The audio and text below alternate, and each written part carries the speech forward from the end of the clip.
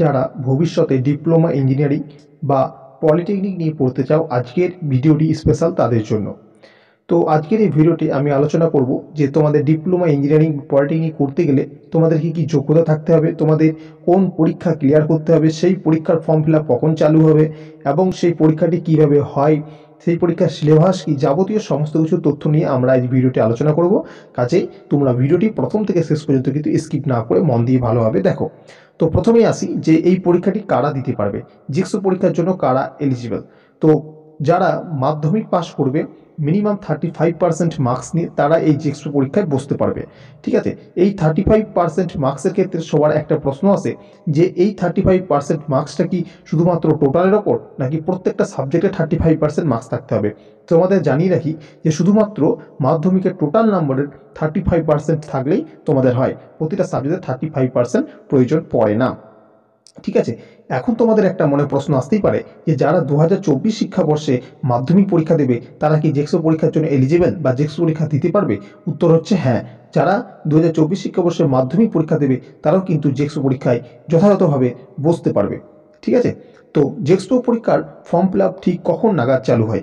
তো জানি রাখি তোমাদের যে এবছর যেহেতু মাধ্যমিক পরীক্ষা মোটামুটি ফেব্রুয়ারির 2 তারিখ থেকে শুরু হচ্ছে, তো তোমরা ধরে রাখতে পারো যে মার্চের মধ্যেই তোমাদের মোটামুটি 1-1.5 মাসের মধ্যে, 1 মাসের মধ্যেই ধরতে পারো। তো সেই টাইম করে কিন্তু তোমাদের জেক্সপোর ফর্ম ফিল আপটা চালু হয়ে যায়। ঠিক আছে, ওই মার্চ মাসে তোমাদের ধরে রাখতে পারো চালু হয়ে যায় এবং ঠিক তার 1-1.5 মাসের মধ্যেই কিন্তু তোমাদের এক্সাম হয় এবং তারপর কাউন্সিলিং হয়। তোমাদের সেই সমস্ত কিছু ডেট দিয়ে দেওয়া হয় অফিসিয়াল ওয়েবসাইটে। আমি সেই সমস্ত আপডেট তোমাদের দিয়ে দেবো, তাই আমাদের চ্যানেলটিকে তোমরা সাবস্ক্রাইব করে রাখো। সমস্ত কিছু ডিটেলস আমাদের চ্যানেল থেকে তোমরা সঠিক সময় মতন কিন্তু পেয়ে যাবে। এবার সেই জেক্সো পরীক্ষা তোমাদের ফর্ম ফিল আপ করার পর তোমাদের কাউন্সিলিং পরীক্ষা হয়। পরীক্ষা হওয়ার পর একটা ভ্যালিড র্যাঙ্ক আসে, সেই র্যাঙ্কের ওপর কাউন্সিলিং হয় এবং কাউন্সিলিং করে তোমরা যে কলেজ সিলেক্ট করবে বা যে ট্রেড তোমরা নিয়ে পড়তে চাও তার উপর তোমার কাউন্সিলিংয়ে যদি সেই সিটটা বরাদ্দ হয় তাহলে সেই সিটটা তুমি পেয়ে যাবে। কাউন্সিলিংয়ের উপরে এটা ভিত্তি করে তোমাদের কিন্তু সিট হয়। ঠিক আছে, সিট দেওয়া হয়। তো এখন আমরা পরীক্ষার কথায় আসি প্রথমত। তো তার আগে তোমাদের কিছু কথা জানি নাকি, এই জেক্সো পরীক্ষার জন্য কিন্তু আমরা আমাদের চ্যানেলে ক্লাস শুরু করব এবং এই ক্লাস শুরু করার জন্য তোমাদের কাছ থেকে কোনো ফিস নেওয়া হবে না, শুধুমাত্র তোমরা ভিডিওগুলি দেখবে তাহলেই হবে, কোনো টাকা পয়সা কিছু লাগবে না। ঠিক আছে, আমি সপ্তাহে 3 দিন এই জেক্সো পরীক্ষার উপর ভিত্তি করে ক্লাস রেগুলার করতে থাকবো, তোমরা সেগুলি দেখবে। তো দেখো, এখন যেটাই প্রশ্ন যে জেক্সো পরীক্ষার জন্য তোমাদের সিলেবাস কী থাকে। তো দেখো, জেক্সো পরীক্ষার জন্য তোমাদের সিলেবাস, তোমরা প্রত্যেকটা চ্যাপ্টার ওয়াইজ যদি চ্যাপ্টারগুলো আমরা বলতে যাই, অঙ্ক, জীবনবিজ্ঞান, ভৌতবিজ্ঞান, তাহলে হয়তো অনেকটা সময় চলে যাবে। তোমাদের বলে ক্লাস 9-10 যে গণিত বই, জীবনবিজ্ঞান গণিত বই এবং ফিজিক্স বা কেমিস্ট্রি, যেটা তোমাদের এখন একটা বই আছে আর কি, ভৌতবিজ্ঞান। তো গণিত, ভৌতবিজ্ঞান তোমাদের কিন্তু সম্পূর্ণটাই দেখতে হবে ক্লাস 9 এবং 10-এর। ঠিক আছে, এই পুরো সিলেবাসটা। আর ইংলিশের কিছু আছে যে ক্লাসগুলো আমি তোমাদের করাবো, ইংলিশ তোমাদের 10 মার্কসের থাকবে এবং রিজনিং তোমাদের থাকবে, যেগুলি কিন্তু আগে থাকতো না, এখন সেগুলিকে কিন্তু সিলেবাসের মধ্যে রাখা হয়েছে।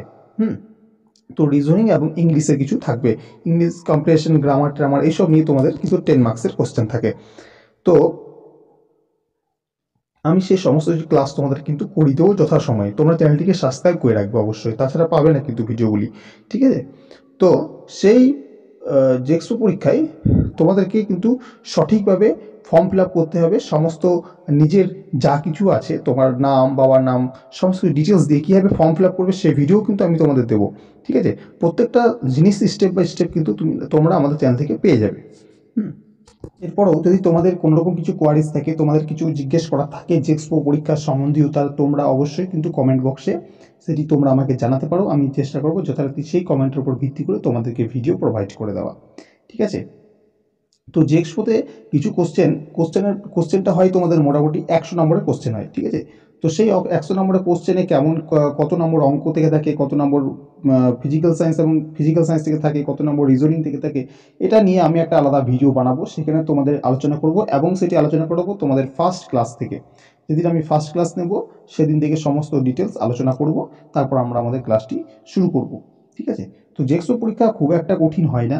ঠিক আছে, ধরে রাখতে পারো খুব একটা কঠিন হয় না, 10 লেভেলের একটা পরীক্ষা, তবে রাজ্যের আন্ডারে, ঠিক আছে, এটা হচ্ছে স্টেটের একটা পরীক্ষা।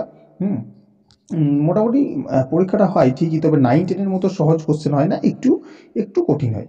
ঠিক আছে, তো যারা একটু চেষ্টা করবে বি+ নেবে তারা অবশ্যই পারবে, চিন্তার কিছু নেই। এবং একটা ভ্যালিড র্যাঙ্ক হওয়ার পর তোমরা কাউন্সিলিংয়ে বসে তোমরা তোমাদের পছন্দের সিট কিন্তু নিতে পারবে। অনেক সময় সিট যদি পাওয়া না যায় সেক্ষেত্রে স্পেশাল কাউন্সিলিং হয়, স্পট কাউন্সিলিং হয়, সেখানেও অনেকের অনেক কম বেশি র্যাঙ্ক করে অনেকে সিট পেয়ে যায়, ঠিক আছে? তো তোমাদের কোনো চিন্তা নেই। এরপর যদি তোমরা কিছু জানতে চাও আমাকে কিন্তু জানিও, ঠিক আছে? তো আজকের ভিডিও এখানে রাখছি, দেখা হচ্ছে আবার নেক্সট ভিডিওতে।